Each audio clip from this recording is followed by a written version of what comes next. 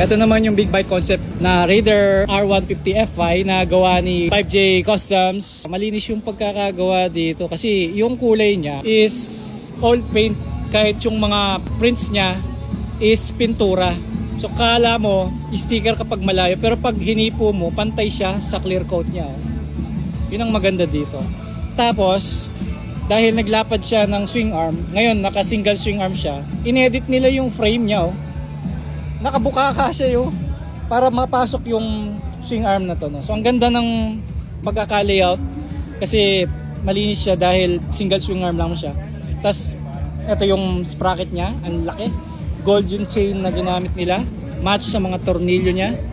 Tapos syempre big bike concept, dalawa yung disc brake niya sa harapan. So Tokiko yung caliper na ginamit nila at ang laki ng disc. Tapos parang chrome yung kanyang engine cover, and then wala na siyang kick. Ito naman yung rear set niya, RCB.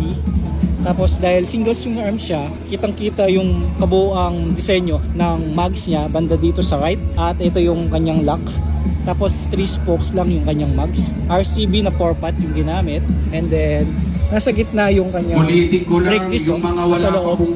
Mukhang pang big bike pa yung manibelang ginamit nila kasi may tatak na Suzuki dito. Ang galing. Stock pa rin yung kanyang instrument panel. Daytona yung handle grip, handguard dito or lever guard dito. Tapos yung switch niya mukhang pang Honda to RCB yung stub. At ito yung maganda, yung upuan niya, may seat cowling siya. Yung upuan niya is para sa single na lang, wala nang angkasan, wala na rin yung foot pegs ng kanyang angkasan. So ang galing, pati yung upuan niya is nakapintura, match sa body, pati itong seat cowling niya. So ito napansin ko, dalawa yung brake hose niya, siguro dahil malaki na yung gulong, kaya kailangan mas malakas yung brake. Tapos yun, syempre dahil pang show yung bike, malinis siya, pati dun sa pinaka sulok-sulukan ng engine.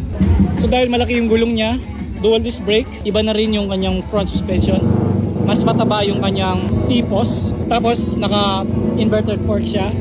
Then yung front na palado niya is malapad na, pang big bike sigurado. Ganito naman yung play ng stub niya, diba?